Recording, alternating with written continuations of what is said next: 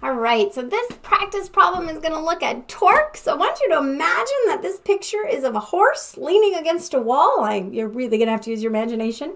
So here's the body of the horse. There's its legs. He is leaning against the wall. The horse and its rider are 500 kilograms. And so we want to determine what is the force that the wall exerts on the horse. If we assume that that force is purely horizontal, given these parameters, that is acting 1.2 meters above the floor, the center of gravity of that horse is 0.35 meters from his feet and 1.4 meters above the ground. Okay, so the mass of the horse and the rider is given as 500 kilograms. That tells us that the force of gravity, or the weight, then is that mass, 500 times 9.8. So our force being exerted down at that location is 4,900 newtons. All right, with any torque problem, we are going to look at an extended free body diagram. So here's that horse in an extended free body diagram. We want to look at what forces are acting on that horse. Well, we know that it's standing on the floor, so there's an upward force by the floor. We often call that normal force. That's going to be between the horse and the floor. We know that the wall is exerting a force. It's purely horizontal. There's the force of the wall, and we know it's 1.2 meters up from that base. And then there's that force of gravity. So the weight acting down, and we know that's acting a little bit higher along that horse than the force of the wall. So here's our three forces acting.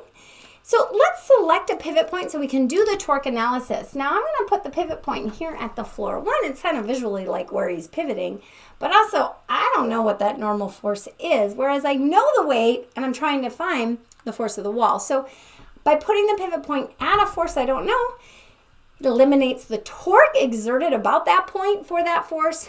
It makes my problem solving a little bit easier. So that's just a strategy we want to keep in mind. So we're going to look at the torque of all of these forces. We already talked about that one being 0. And for this problem, we're going to do the lever arm analysis. So remember, there were two ways to look at torque.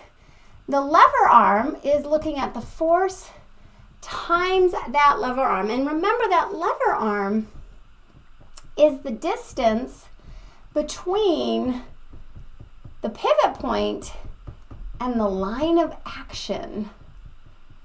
Okay, so we'll look at those lines of action, the direction that force is acting in this problem. All right, so torque number 1, that's force 1 times the line of action for 1. Well, it's acting at that pivot point, so there is no line of action. And like we conceptualized, that force of the floor does not exert a torque at that point. All right, force 2, that's force 2 times the line of action for force 2. Force 2 is the force of the wall. And now we're going to look at that line of action. So remember, the line of action is the line along which that force is being applied. So that's the line of action. We want to get the lever arm. The lever arm then is the distance, the perpendicular distance between that line of action and the pivot point. So I can draw my right triangle. This distance L is my lever arm. All right, so that distance we were given as 1.2 meters. So this L, this lever arm, like I said, line of action before, that's between the pivot point and the line of action. So in this case, 1.2. All right, force number 3 is force number 3 times the lever arm for number 3. So force 3 is my force of gravity, so that's 4,900.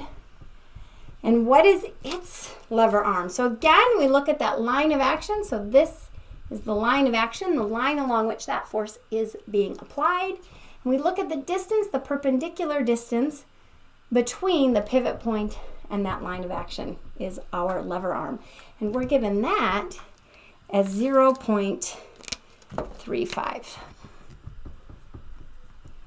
All right. So now we add these up. We know in equilibrium, the sum of the torques are equal to 0. So we have 0. And we have to remind ourselves that direction is important. So I got to go back and we have to relook at those directions. We didn't talk about directions, but as I went to sum them, I realized, wait a second, I didn't consider direction. And whenever we use the lever arm method, we have to be very explicit about that direction.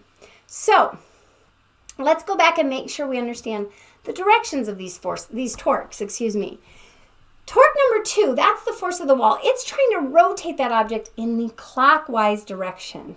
So it's going to be negative. So this is our clockwise force. That's going to be negative. Force number 3, that's trying to rotate the object in the counterclockwise direction.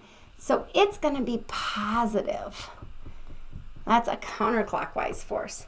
And the sum of those is what has to be 0. The clockwise have to equal the counterclockwise. They have to sum to 0. So now that I have my directions in, I can bring the force of the wall over. Is going to equal that 4,900 times 0.35. And we find our force of the wall is equal to 1430 newtons. All right, ooh, and I am just at the bottom of my screen. So 1430 newtons is our force of the wall. I'll write that over here. All right, so don't forget to do those directions. It's best if we do them right away. But we might remember, once we get down there, we should have some pluses and minuses in there as we look at counterclockwise and clockwise torques. All right, so using that lever arm method, looking at that distance between the pivot point and the line of action to give us that lever arm, made this problem a lot smoother. We could have done it the other way. We have these distances. We could have determined the angles and done our radius times the sine of that angle, but the lever arm method worked a little bit quicker in this particular problem.